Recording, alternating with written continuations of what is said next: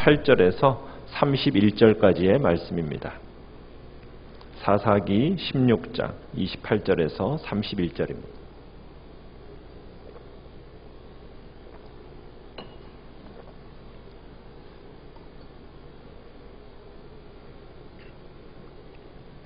사사기 16장 28절에서 31절까지의 말씀을 교독하겠습니다. 28절 제가 먼저 읽습니다. 삼손이 여호와께 부르짖어 이르되 주 여호와여 구하옵나니 나를 생각하옵소서. 하나님이여 구하옵나니 이번만 나를 강하게 하사 나의 두 눈을 뺀 블레셋 사람에게 원수를 단번에 갚게 하옵소서 하고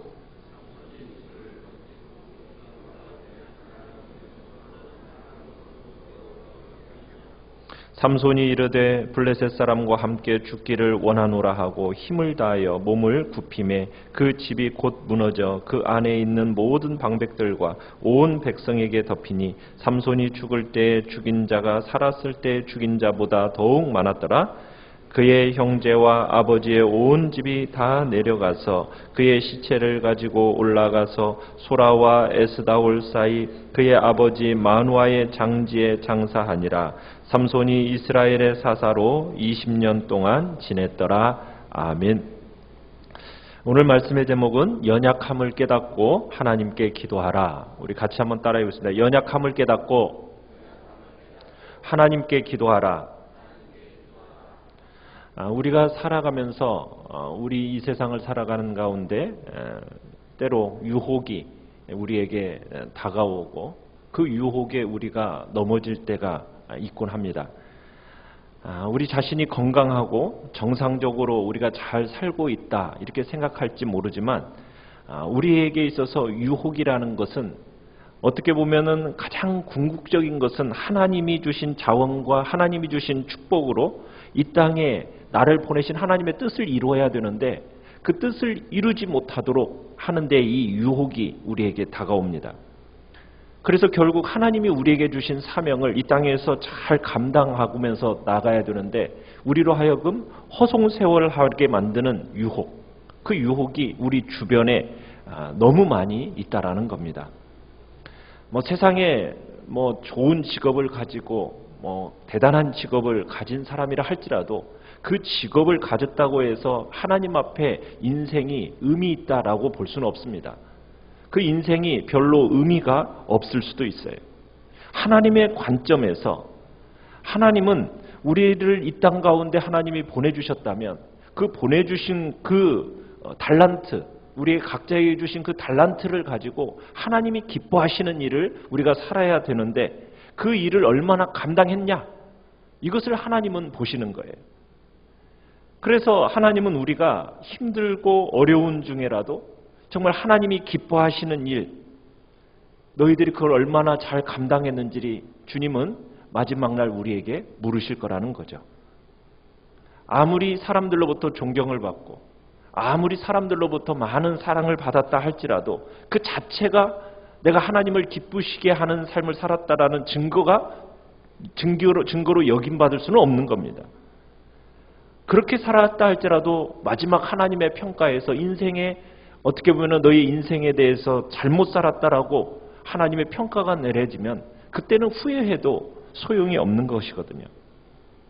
어떻게 보면 그런 의미에서 인생에서 가장 비참한 삶을 살았다고 생각하는 사람은 마지막 날 그는 잘 살았다고 생각했는데 깨닫고 나니 그의 인생이 돌이킬 기회가 없어진 사람은 어떻게 보면 가장 비참한 인생이었다라고 볼 수가 있는 겁니다. 유혹이라는 것, 이 유혹이라는 것은 우리에게 있어서 몇 가지 특징이 있습니다. 첫째, 유혹이라는 것은 우리의 내면에서 가장 연약한 부분, 어떻게 보면 가장 인간적이고 가장 탐욕스러운 부분을 건드립니다. 그래서 유혹이라는 것이 그런 부분을 우리로 하여금 잘 알아가지고 진정 우리가 해야 할 일을 잊어버리게 만드는 것이 바로 유혹이에요. 두 번째로 이 유혹이라는 것은 자기가 생각하고 자기가 판단하는 것이 옳다고 믿도록 그렇게 만들어 놓고 행하게 만드는 것이 유혹입니다. 그러면서 내가 생각하고 내가 판단하는 것이 옳으니까 그것으로 인해서 하나님의 뜻이 무엇인지를 자꾸 잊어버리고 세상에 속해 살도록 만들어주는 것이 유혹이라는 거예요. 그래서 이 유혹이 우리에게 다가올 때 우리는 조심해야 돼요. 성경에는 우리 성경에는 시험이라는 단어를 두 가지로 이렇게 나타납니다. 하나는 단련, 연단이라는 의미가 있고 하나는 유혹이라는 의미가 있어요. 시험이라고 성경에는 나오는데, 그런데 이 유혹과 시험, 단련을 이렇게 비교해 보면 단련이라는 것은 우리로 하여금 어떻게 해주는 걸까요? 하나님께서 우리의 역량을 키우시기 위해서, 우리를 기르시기 위해서, 우리를 훈련시키는 도구로 이 연단을 우리에게 주십니다. 그것을 시험이라고 성경에서 또 표현해요. 또 하나는 이 시험이라는 단어가 유혹이라는 말로 나오는데, 이 유혹이라는 것은 하나님이 주시는 걸까요? 사탄이 주는 걸까요? 사탄이 우리를 뭐 하도록 하기 위해서, 파멸로 이끌기 위해서 다가오는 것이 유혹입니다. 파멸로 내모는 목적이 있어요. 그래서 연단이라고 말하는 시험은 어떻게 보면은 그 끝은 성공과 승리가 있다면, 이 유혹이라는 시험은 끝에 파멸이 있어요. 그런데 감사한 건 뭐냐면, 우리에게 다가오는 이 유혹과 연단이라는 것을 통해서 이런 것이 있든 우리가 하나님의 사랑을 깨닫고 하나님께로 돌아가는 사람은 절대로 파멸로 끝나지 않는다라는데 참 감사함이 있어요. 왜? 하나님이 끝까지 우리를 붙들어 주시기 때문입니다. 여러분의 인생을 한번 돌이켜 보시면은 언제 가장 유혹에 가장 많이 노출되는 것 같습니까? 힘들고 어려울 때일까요? 아니면 가장 잘 나갈 때일까요? 가장 잘 나가고 스스로가 가장 잘 괜찮다라고 생각할 때가 가장 위험한 때입니다. 그때 유혹이 가장 강하게 우리의 심령 가운데 파고드는 거예요. 그때 조심해야 돼요. 오늘 우리가 보는 인물은 삼손입니다. 이 삼손이라는 사람은 어떤 사람입니까? 굉장히 강한 남자예요. 그에게는 뭐 불가능이 없었던 것 같아요. 나귀 턱뼈로 몇 명을 죽였습니까? 1000명을, 그 1000명의 군사들을 죽일 만큼 힘이 있었던 사람이 삼손이에요.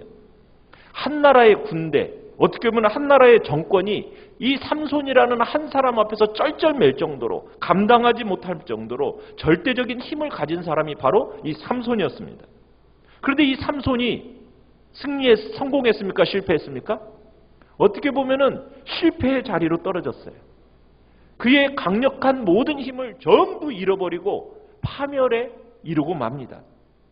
여러분, 삼손이 실패한 이유가 무엇이겠습니까? 첫 번째는 삼손은 인생의 경계선을 지키질 못했습니다. 경계선. 여러분, 경계선이라는 건 뭐냐면 담과 같은 거예요. 담. 그러니까 삼손은 자신이 해야 할 일, 자신이 해서는 안 되는 일, 이걸 딱 분별을 하면서 살아가야 되는데 이 분별을 놓쳤어요. 절제가라는 것이 우리 인간에게는 절제를 염두에 두고 살아야 되는데 삼손은 이 절제를 염두에 두지 않고 살아버렸습니다. 자기가 하고 싶은 대로 다 해버렸어요. 여러분, 이것이 파멸로 가는 길이에요. 세상을 지혜롭게 산 사람들의 특징은 무엇일까요? 자기가 할 수 있지만, 할 수 있다고 해서 다 아는 게 아닙니다. 할 수 있지만 안 되는 것이 무엇인지를 알고 그것을 절제하며 살아가는 사람이 지혜로운 사람이고 이 세상을 성공하는 사람이에요. 리차드 포스터라는 사람이 돈, 섹스, 권력이라는 책을 썼습니다. 거기에서 돈과 섹스와 권력이라는 이것을 기준을 딱 정해서 사용할 줄 아는 사람, 이 사람이 풍요로운 인생을 산다. 그렇지 않고 그 돈과 섹스와 권력이라는 것을 자기 임의대로 기준 없이 사용하는 사람은 파멸에 이르게 된다라고 기록하고 있어요. 돈이라는 것, 오락이라는 것, 여러분, 이런 것 적당하게 기준을 세워서 사용을 해야 됩니다. 그 기준이 없어지면 어떻게 돼요? 중독에 빠지게 되는 거예요. 그 중독에 빠지면 그 인생은 파멸을 향해 가게 되는 겁니다. 삼손에게는 그 경계선이 없었어요. 자기가 하고 싶은 대로 했어요. 그 결과는 어떻게 됐습니까? 참 처참했지 않습니까? 두 눈이 뽑히고 쇠사슬에 묶여서 짐승들이 끄는 그 연자맷돌을 돌려야 하는 참 안타까운 자리에 떨어지게 됐던 거예요. 두 번째, 삼손은 자기 정체성을 잃어버렸습니다. 그래서 실패했습니다. 삼손은 나시린으로 부름을 받았어요. 나시린이라는 것은 성별된 자라는 뜻입니다. 그러니까 하나님께서 사사로서 순수성을 보존하기 위해서 하나님께 헌신한 사람, 그 사람이 바로 이 나시린이에요. 그런데 삼손은 자신이 나시린으로서 부정한 것을 접하지 말았어야 되고요.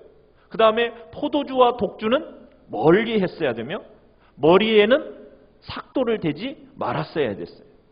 그렇게 나시린으로서 자신을 구별되어 살아가야 한다는 그 사실을 마음속에 새기며 살았어야 되는데 그것을 잊어버린 겁니다.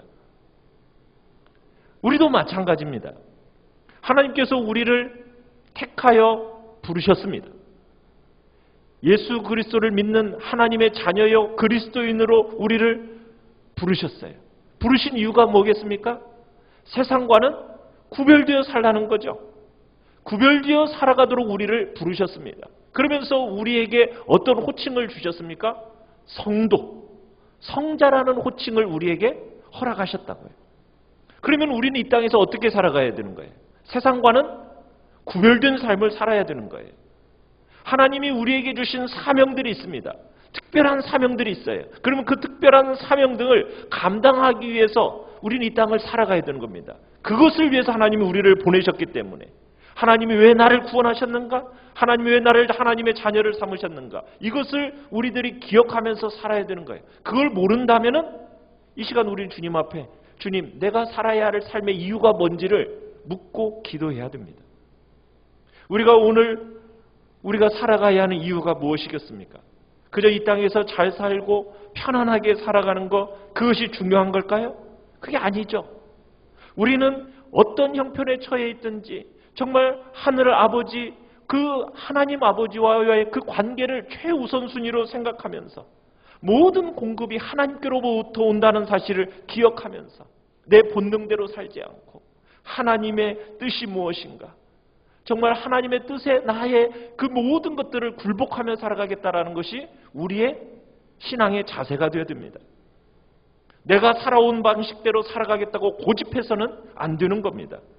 아버지의 뜻이 아니라면 언제든지 나의 생각, 나의 사고, 나의 목적, 내가 지금까지 살아왔던 그 모든 방식을 다 내려놓는 거예요.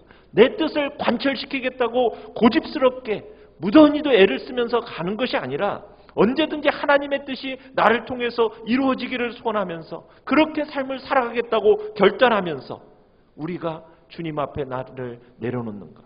이게 바로 우리 그리스도인의 정체성입니다. 그런데 이 정체성을 잃어버리면 내 기질대로 살아가려고 해요. 그 상황과 환경에 나 스스로를 맡긴 채 그냥 바람이 부는 대로 흘러가는 대로 살아가려는 그 경향이 있다는 거예요. 삼손이 안타깝게도 그렇게 살았어요. 자기가 누구인지를 잃어버렸습니다. 왜 하나님이 나에게 그토록 놀라운 힘을 주셨는지를, 자신에게 왜 주어진지를 모른 채 살아간 그 결과, 그 마지막이 참 안타깝다라는 거 우리는 기억해야 되는 거예요. 세 번째는 삼손은 자기에게 약점이 있다라는 사실을 알지 못했기 때문에 실패했습니다. 자신에게 약점이 있었어요. 하나님이 주신 사명을 감당하지 못하게 하는 어떤 구체적인 영적인 실체가 있다라는 거, 그 유혹이 있다라는 거, 그 자신의 마음속에 그 유혹이 건들면은, 그리고 자신으로 말미암아 그 힘이 없어지는 그 약점이 분명히 있었는데 이 약점을 깨닫지 못하고 자기는 언제든지 강할 거라고 생각했던 거예요. 삼손이 결국에는 언제든지 강할 거라고 생각을 하니까 여호와의 신이 자기에게서 떠났다는 사실을 언제 알게 됐죠?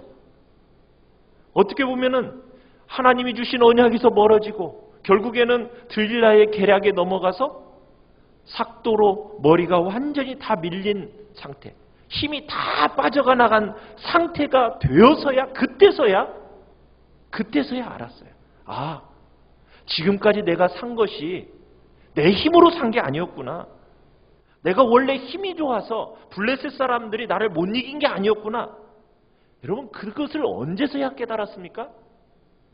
참으로 안타까운 사실은 두 눈 다 뽑히고, 그리고 머리카락 다 밀려서 이제 참 고통 속에서 연자맷돌을 돌리는 그 순간에 깨달았다는 것이 너무 안타까운 거예요. 사랑하는 성도 여러분, 여러분 안에 하나님의 영이신 성령이 계심을 여러분은 믿으십니까? 여러분이 의식하든 의식하지 못하든 하나님은 약속하신 대로, 우리 주 예수 그리스도께서 약속하신 대로, 여러분이 알 수 없든 여러분 안에 누가 계셔요? 성령이 여러분 가운데 계시고 여러분에게 힘과 능력과 지혜와 명철을 주시면서 여러분을 지켜주고 계십니다. 여러분, 그 사실을 정말 깨달으신 분이라면 그 사람은 어떻게 고백하며 살아갈까요? 하나님, 저는 제 힘으로 살아가는 게 아니에요. 제 지혜로 살아가는 게 아니에요. 하나님, 하나님의 은혜가 아니면은 제가 살아갈 수가 없어요. 오늘도 제게 하나님의 은혜를 주세요. 여러분, 그렇게 살아가는 겁니다. 삼손은 자신의 삶 가운데 여호와의 신, 하나님의 은혜, 그것이 자기에게 있기 때문에 힘이 있다는 사실을 기억하지 못한 채 자신에게는 마치 그 힘이 영원할 것처럼, 자신에게는 약점과 연약함이 없는 것처럼 그렇게 살아가다가 결국에는 파멸로 가게 된 겁니다. 자, 그런데 이 삼손이요, 실패 속에서 이 실패를 극복하고 마지막은 결국에는 하나님의 뜻을 이루게 돼요. 여러분, 그 이유가 무엇일까요? 그 첫 번째가 무엇입니까? 28절에 어떻게 시작하고 있어요? 삼손이 여호와께 뭐 하기 시작합니까? 부르짖어 이르되 주 여호와여 구하옵나니. 뭐 하기 시작하고 있는 거예요? 기도하기 시작했기 때문입니다. 여러분, 삼손 이야기를 쭉 읽어보면요, 삼손이 기도했다라는 기록을 볼 수가 없어요. 찾을 수가 없어요. 언제서야 드디어 기도하기 시작하는 겁니까?